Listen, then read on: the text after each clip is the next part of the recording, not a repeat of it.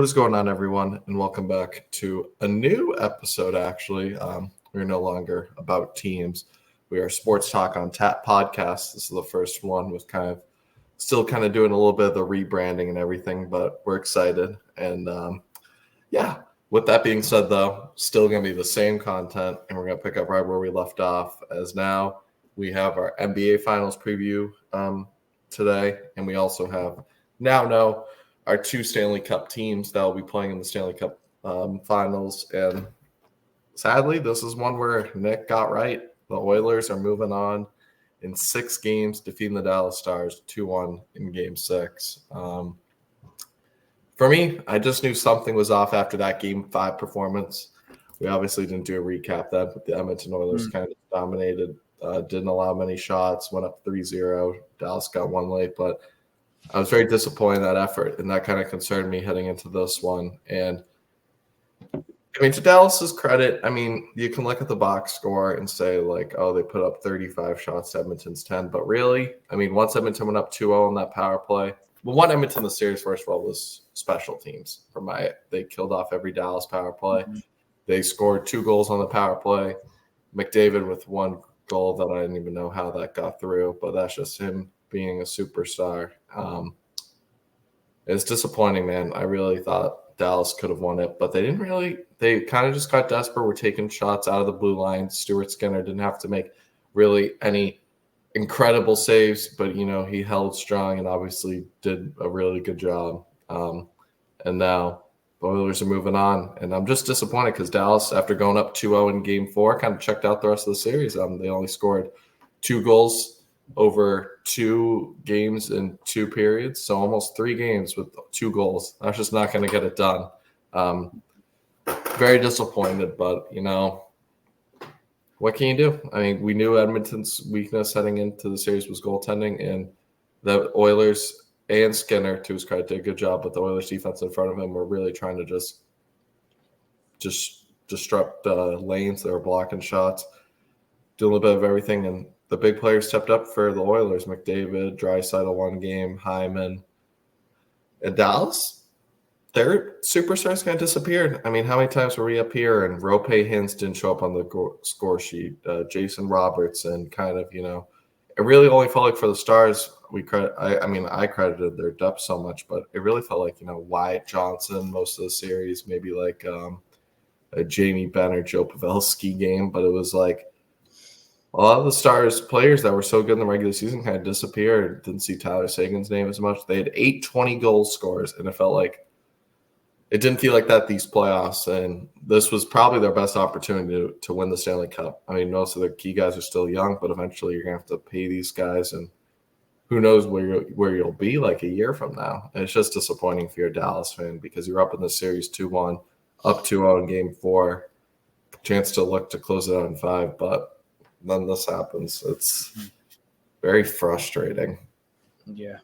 I think what caught me by surprise, when we were going into the series, we were kind of talking about 2 high-powered offenses, and it ended up being Edmonton's defense winning them these games. And I don't think anybody would have expected that with how good their penalty kill was, and maybe that almost caught Dallas off guard. They maybe were expecting some sort of shootout, and in a back-and-forth shootout, I'd probably go with Dallas just because of the depth they have. But I got to tip my cap to Edmonton's defense. They played unbelievable.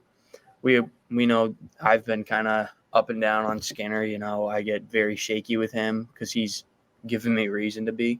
But he showed up. Obviously, you can see on the score box when it's 35 shots to 10. I don't know how, at the end of the game, I was saying, I don't know how they won this game because in the playoffs, you don't win games doing that. That's a Florida Panthers stat line right there. And 95% of the time, it's usually the Panthers winning with those 35 shots. So I tip my cap to Skinner that game. Like we always say, too, in a closeout game, it doesn't matter if he just does it once as long as he does it. It doesn't matter if he goes 50 of 50 as long as it's for one game. So tip my cap to him for sure.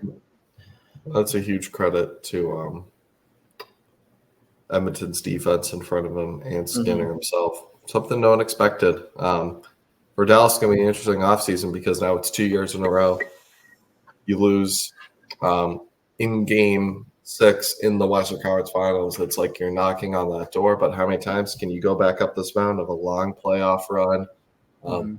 Teams before you are more well rested now that did make the playoffs. They've been off for like a month and a half.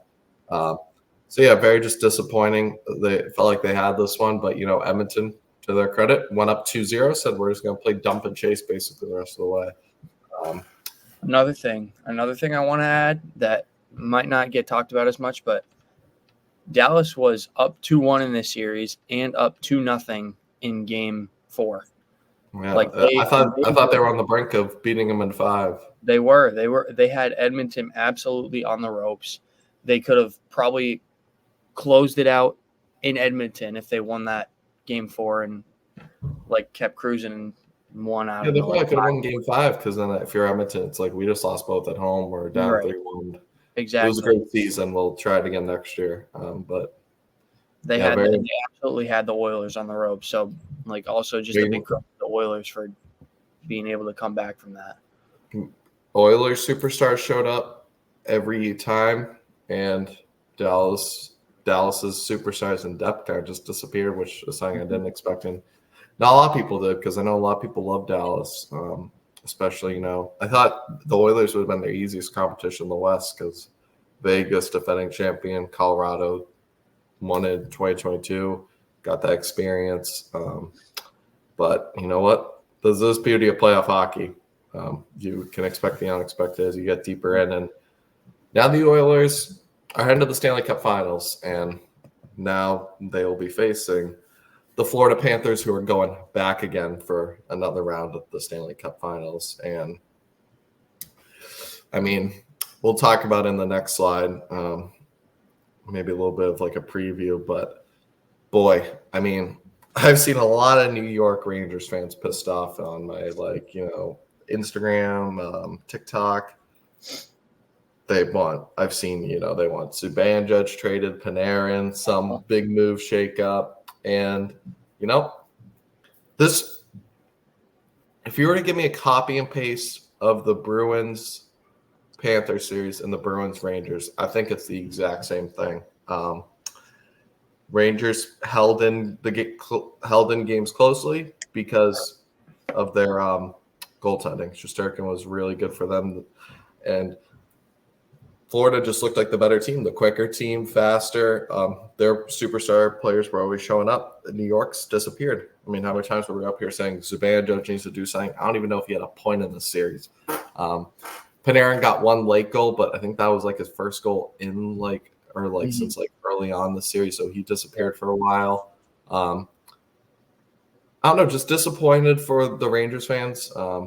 They really thought this was their year, but the Florida was just the better team. I mean, I don't know how people can sit here and get upset over it. The Florida Panthers are just straight up better, and that sucks to hear because obviously the Rangers have the best record, but Florida's built for the playoffs. They dominate. Tkachuk, Barkov, Sam Bennett, Connor Verhaeghe. They just got playoff performers. Playoff Bobrovsky. They're going back. This time, though, I think they have a much better shot than against the Vegas Golden Knights. That was kind of more of a Cinderella run as the last team in, making it. They were a top team this year. And now they're good. And I mean, they have home ice in these playoffs, and they still got a tough task with the Oilers. But I mean, it'll be crazy to see if we have the Lightning winning it 2 years in a row, and then 2 years later another Florida team brings it home. Credit to the Panthers, though; they've been building something over these last 4 to 5 years. I mean, that huge Huberdeau trade that at the time I didn't even really like, even though I knew Tkachuk was really good. But Tkachuk has just elevated this team to a whole nother level, and it's a huge credit to them. The series may say, 4-2, 2-1. Igor was the reason why they were even in these games. And for the Rangers, it's disappointing to see your superstar players not show up, but you were, 2 wins away from the Stanley Cup Finals.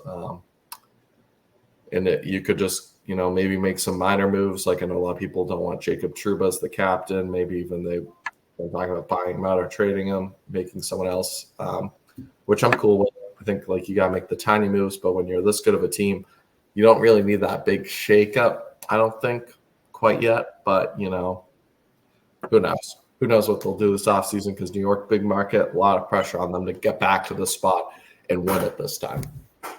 Yeah. I give a huge credit to Paul Maurice and just what he's done with this Florida team, because it's been frustrating as a Bruins fan because they've been knocking my team out the past 2 years, but they are like the example for what you want as a hockey team in today's NHL. They do everything so well and are just a team that clearly is built for the playoffs, going back-to-back Stanley Cup finals. And you are right, this is probably their best chance to win. I think because they probably match up very, very, very well against the Oilers. This was probably going to be their hardest task getting through the Rangers, and they really dominated most of these games. Even the games they lost, one of the overtime losses, they were dominating and just the Rangers ended up flicking in a goal. But yeah, just it's the same shit, different series. Other team has good goaltending, but it doesn't matter because Florida just pressures and pressures and pressures and doesn't allow you to set up your offense. They don't get down on themselves. They don't, say, "Oh, woe is me." We dominate that period, but whatever. They just keep peppering, and they'll know they'll get breakthrough eventually, and they did. Eventually, you can have the best goaltender in the world like Igor, and you're still going to give up 2 goals just because that's how good Florida's offense is. But yeah, should be a very interesting series now. But for New York, I mean, it'll be interesting to see what they do. A lot of pressure, like I said. They're going to have to go back to the drawing board. 2 out of the last 3 years, they get bounced in 6 games in the Eastern Conference Finals. So we'll see what happens.